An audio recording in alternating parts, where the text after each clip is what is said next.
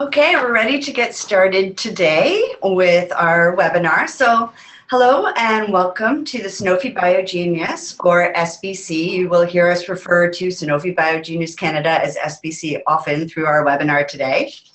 Brought to you by Partners in Research. We are the managing partner of SBC. My name is Mel Kern. I'm the SBC Program Manager, and I'll be your host this afternoon. Remember, just a few things as we get started, that you can click chat in the top left corner of your screen and type your questions into the chat window there. Remember to select everyone in that chat window so everybody can see all the questions that are asked. I will relay these questions to our guests during our webinar today, and if you include your name and province, we'll do our best to give you a shout out. Just a few quick reminders before we get started today. Remember, the deadline submission was extended to December 4th, and that's at 11:59 p.m. So make sure you get your applications in by then. But don't forget, we also have an early application contest. So if you actually get your proposal in and submitted by the 20th, that's this Sunday at 11:59, and you compete in your regional competition, your name will be included in a draw for a free iPad mini. So if your proposal's ready to go, submit it right away. Now remember, you don't need a mentor to apply, and if you are having trouble finding a mentor, hopefully today is going to help you out. But you can also reach out to me via email. You can just go to our website, biogenius.ca, and go to the contact page and email me directly, and I'll help if I can. And the last little reminder is your proposal must be aligned with the mentor by the deadline of December 4th. If it's not, unfortunately, your proposal will not be accepted. But we're here to help you find mentors and get those proposals ready to go. So today we will be discussing what to include in your research proposal, tips on finding a mentor, and also what the judges are looking for. To join in this discussion today, it's my pleasure to introduce an amazing scientist, SBC alumna, and also an SBC National Judge, Jessie MacAlpine. Jessie, would you like to briefly tell us about yourself, your SBC experience, and what you're doing now? Sure. So hi everyone, my name is Jessie MacAlpine, and I'm currently a fourth-year student studying microbiology and molecular genetics at the University of Toronto.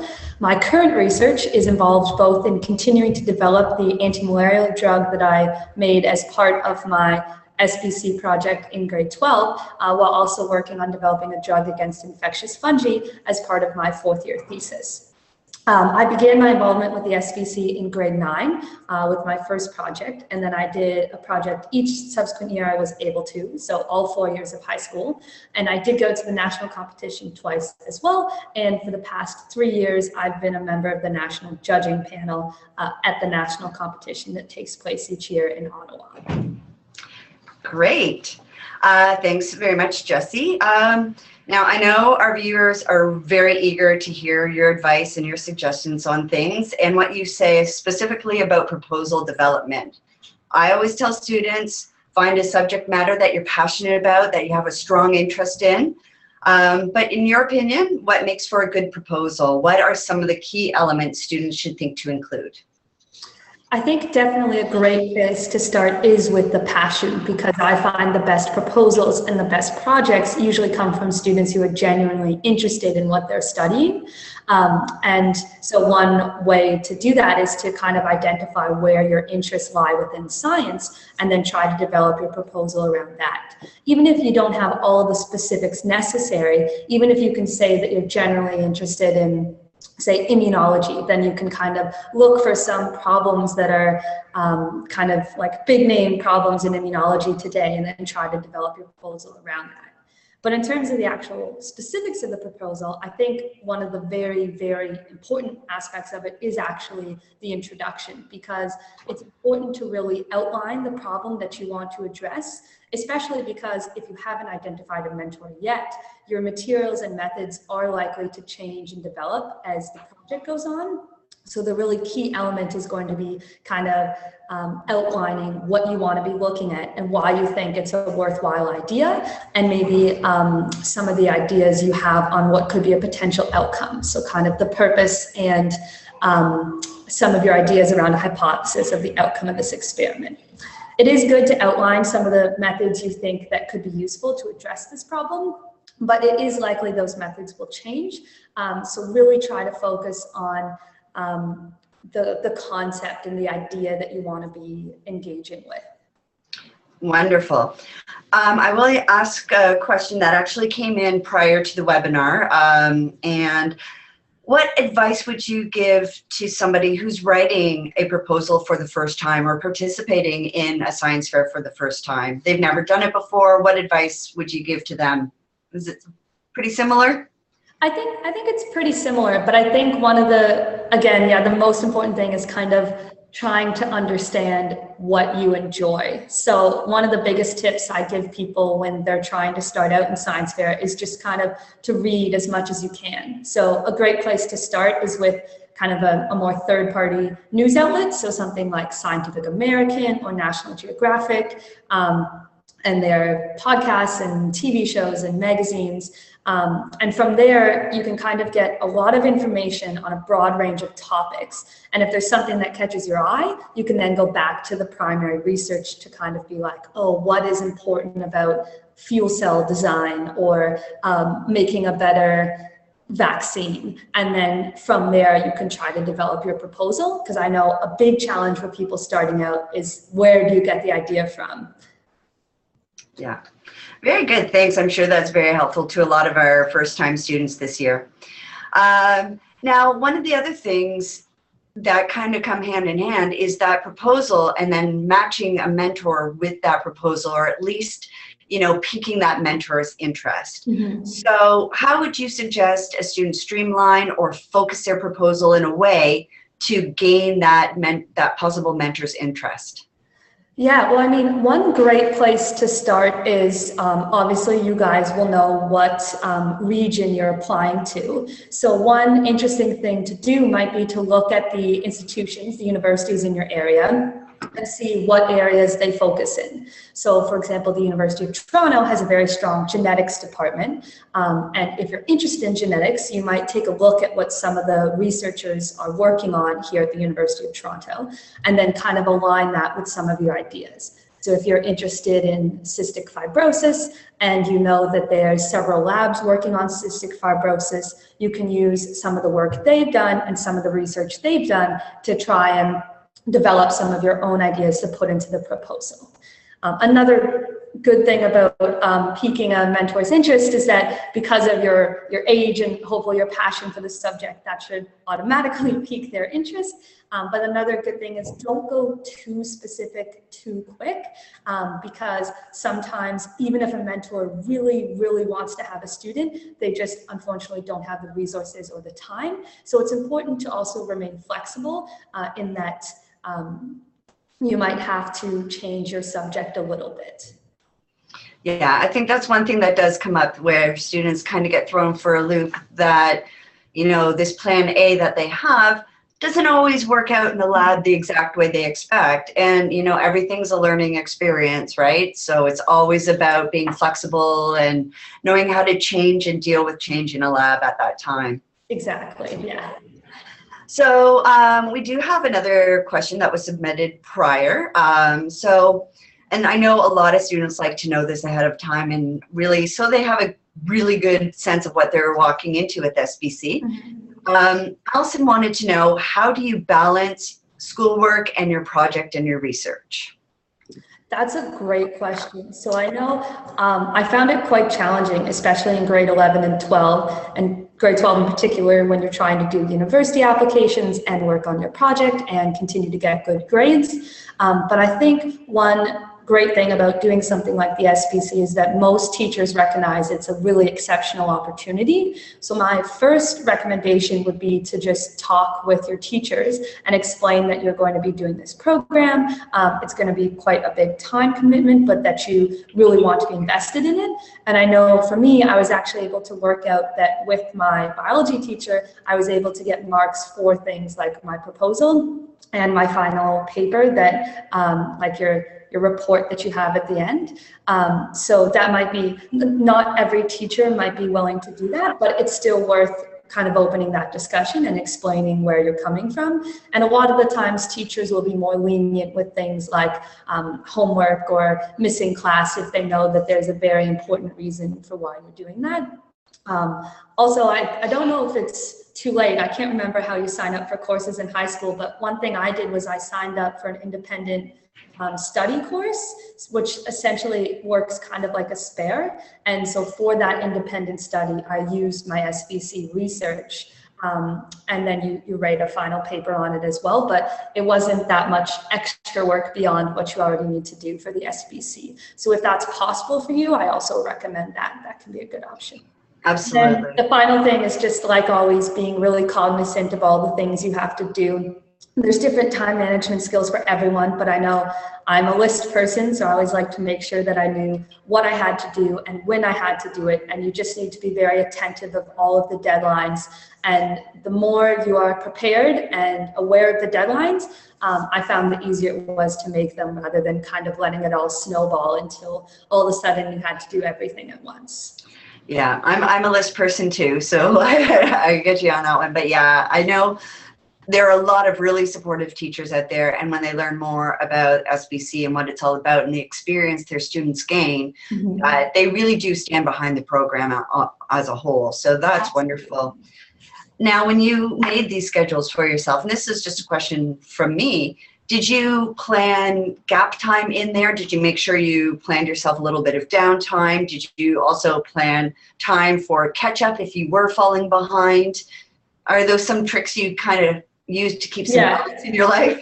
Yeah, I mean, I tried. So one of the things that I like to do to take a break is sports. So I continued my sport involvement while competing in the SBC and doing my regular schoolwork. So I would kind of use that as my built-in downtime, going to cross-country practice or going to swimming practice. But it might be different. You might enjoy playing the piano or reading or going for a walk. So it is very important to try, if you want to make sure that you're scheduling everything in, to include those blocks, so then you also remember to kind of take that time to relax, so you're not always on the go every moment. Yeah. Good, wonderful. So the next thing I know is really important to these students that we're going to move on to is sourcing a mentor, which can always be a big challenge because a lot of these researchers are incredibly busy and getting, hundreds of emails in a day sometimes. So what I always suggest is, and I think you already alluded to this, is researchers. See who's out there and see who's doing what, and if it aligns with your ideas and your proposal. Always reach out, and even if you don't hear back right away, follow up, make a phone call. And remember that sometimes, and if that opportunity is around, that graduate students can also be your mentor as long as they're working under the supervision of the principal researcher. So there's another opportunity. But if you do get a negative response, always ask for alternate suggestions and don't get discouraged, because you might put out 100 questions and you might only get one yes. But at the same time, I've known students to put out 2 questions and get both back saying yes. So you never know how it's going to work. Now, you've been in the post-secondary academic world for 4 years now. So what do you think a possible mentor would be looking for from a mentee? That's a great question. And you had lots of excellent points there about finding a mentor. I think the main thing that mentors would be looking for in their mentee is not only passion and genuine interest in the science, but also an illustration of the dedication they're willing to put in. Because quite a few researchers are not aware of programs like the SBC because they didn't exist when they're in high school. But as soon, at least from the many professors that I've spoken to, as soon as they hear about the program, they're really excited about it because they wish they had an opportunity like that when they were in high school. So it's really important that you outline what the program is, why you're excited about doing science, what motivates you about doing research, and specifically kind of connecting with their field and their field of research and why that's what interests you. There's a lot of areas of science, so to mentors, they really want to know why their area is the one that you're interested in, because they'll be providing resources and time to help mentor you, so they want to make sure that your passions lie in the work so that you're both getting the most out of that relationship. Another thing that they'll want to look for is that you've done your background research. So for example, if you're meeting with a mentor, it's always good to have read up on some of their work, some of the more broader ideas within their field, so that you can have a discussion about where you want the project to head. And yeah, as Mel said, it's very important that when you are reaching out to mentors, as cliche as it sounds, you really have to try not to get discouraged, because for a lot of mentors, if they have to turn you down, it's not a personal issue. A lot of the times it's because of funding or time commitments or lab constraints. So it might take the second email or the 59th email, but either way, it's worth it. I actually knew a student once who was very, very successful in the science fair program, won the international science fair, and he had to reach out to just under like almost 100 different researchers before he found the one that was able to help him with his project, but he stuck to it and obviously was very successful. So it's really important to try to be as resilient as possible. Yeah, and this is coming from my background, which is a little bit different. I do come from a little bit of a theater background, but you know, when you've got a passion for something, I would go out and audition a million times before you get that one show, but the passion is there, and getting that one connection means so much. And I think it's the same when it comes to SBC and getting that perfect mentor. Yeah. Wonderful. Now, if you could, you know, give our listeners one piece of advice, one thing that would really pique a mentor's interest, to say, hey, this student is really, really keen. What would you say could differentiate you from other possible students looking for mentorship? Well, I think there's kind of two answers. So one of the answers would pique their interest, but it can be quite challenging, and that is to have a unique perspective. So to have a question, a project already laid out going in that you say, hey, I think this would be an interesting concept that hasn't been looked into, or this might be a good compound to treat this drug. But that can be quite hard, and I understand that for a lot of people starting out in the program, it might not be realistic to already have an idea going in. So the second, which is a little bit easier, is to be really well read. So if you're going into meeting a mentor, I know I've said this many times, but really in science, you can never read enough. There's new research coming out every single day. These fields are very dynamic. So one thing that a mentor would be really impressed with, especially from a high school student, would be if you were up to date on a lot of the really relevant research in their area and the mentor's own research. I know that even for undergraduate students, if you go into a class and are already familiar with your professor's research, they really connect with that. So that would be another great place to start.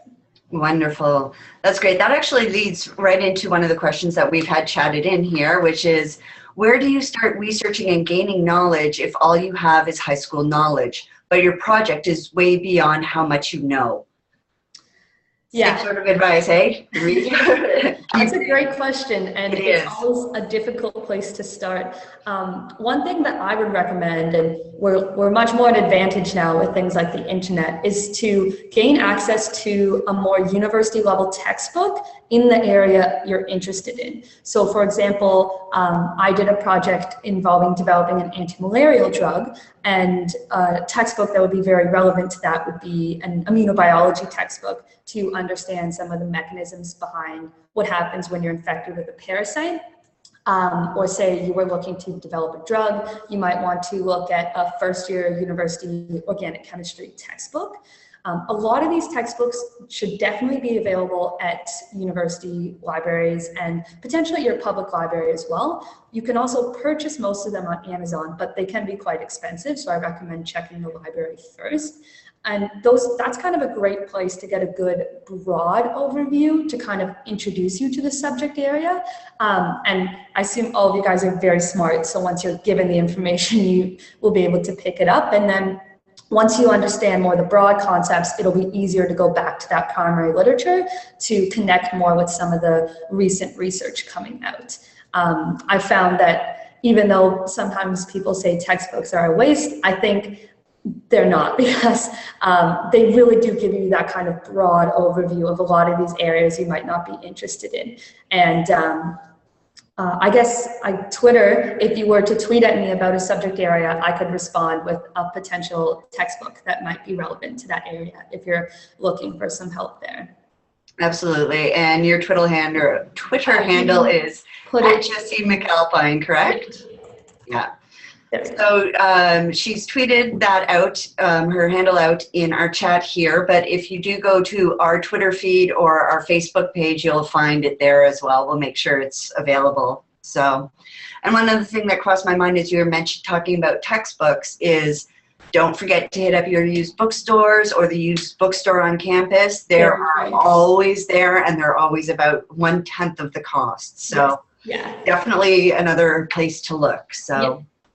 And university libraries, you can usually enter and use the books if you're not a student, you just can't take them out. So when I was in high school, I used to go read books at Gerstein Library at U of T all the time. You just can't take them home. Just can't take them with you. Okay, well, let's move on to another subject matter that you're very familiar with. And I know the students, our viewers probably have some questions about this as well. But you were not only a regional judge at a time, but you, for the past 3 years, you've been one of our national judges, which has been great. So here's a question that I've had asked several times is, what do you think makes one project stand out above all others? Like, what is that it factor in your mind? Yeah. Well, it's kind of two things in my mind, and both we've already talked about. So hopefully you're starting to catch a theme here.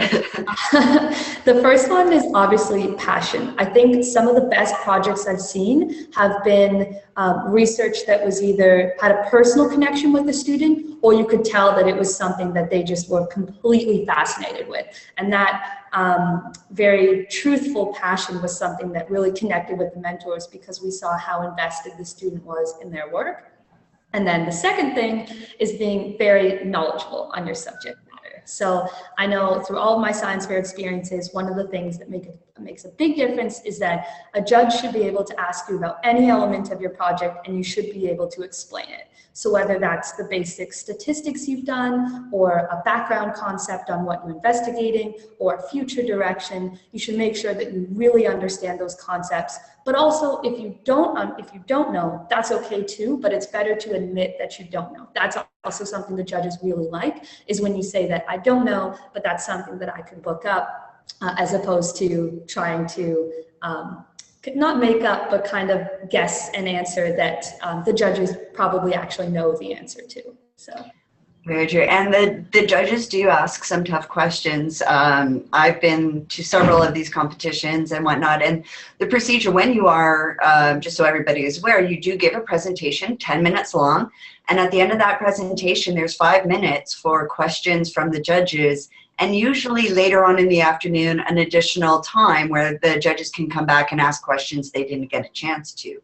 Mm-hmm. So knowing your project inside out and backwards and being able to answer these questions is really important. Yeah, and I wouldn't worry too much, because there's always a limit to everyone's knowledge, even the judges. I know when I was a competitor, I used to get hard questions like everyone, but a lot of the times, looking back and speaking to some of my previous judges, it was more because the judges were so interested, they just kept asking questions and questions and questions that they knew were probably beyond the scope of the student, but they just were so interested, they didn't stop to remember it's a high school student and not an academic professor. Yeah, absolutely. Yeah, it's in talking to the judges, you and several judges at national and regional competitions, they're always amazed and so interested in the projects that oftentimes a lot of those questions are coming from their sheer curiosity about what you've done. Yeah. That's awesome. So let's move on to one more question for you that I've got. And what should what should students keep in mind when researching and presenting their findings? What is that thing that they really should really concentrate on or really think about when they're actually discussing or doing their presentation? Sure. So one really important aspect about doing science and doing research, and your mentor should probably tell you this as well, is it's always important to be very critical of your results. Especially in molecular biology, a result can mean many different things depending on how you interpret it. So having things like controls and statistics are very important when you're interpreting your data. Some of that might be beyond the scope of your project, but a good thing to consider is the judges might ask you questions like, what could you have done differently? How did you come to that conclusion? So it's important to think very critically and analytically about the methods you chose to do and the results that they had. Hopefully your mentors can help you with that as well, but that's a very important aspect about doing research and competition. Great, wonderful. Well, we're getting close to ending our time here, and there's one other question, and that's something that I can answer. It's just about how many people compete throughout the year, so I'll answer that in just a moment. So just if you had one piece of advice, one thing to tell our SBC viewers or student participants, what would it be? I think one important thing is just to always remain curious. So even if the project doesn't work out how you wanted it to, or the results weren't how you interpreted it, remember that science is always changing, and that curiosity is what's going to continue to drive you through your career. Even though you won't get the same results or the perfect mentor every time, it's important that you have the passion and your desire to ask questions to continue to move you forward in your career. That's what I've used moving forward with my science career and through all of my experiences with my colleagues, other competitors, and other researchers. That's kind of the core element of science. So it's really important that you kind of take each setback as it comes and remember why you like science and why you want to do research. Wonderful, thanks. That's some great advice. I will let some of the questions that have come up about, usually in each region, there's 9 regions. It can be anywhere from 15 to, up to 40 students per region. So it can be anywhere from 150 to 200 students per year competing across Canada, and that number is going up every year. And I'll leave the next question just for a minute as we're wrapping things up. Jessie does have to run. She does have a prior commitment, so we won't keep her. But that's all for today. We'd like to thank Jessie. Thank you for joining us today, and all our viewers who tuned in and had great questions. I hope this, as our webinar, has helped you out today. And I'll be sending out a link to the recording. So if there's questions you want to hear the answer to once again, because there's a lot of information, great information, thanks Jessie, that you might want to listen to one more time. So I will be emailing that link out to everybody shortly, and then you can feel free to share that as well. Thank you everyone for tuning in today, and I look forward to getting all of your proposals in the near future. So thanks everybody, thanks Jessie. Thanks, bye guys.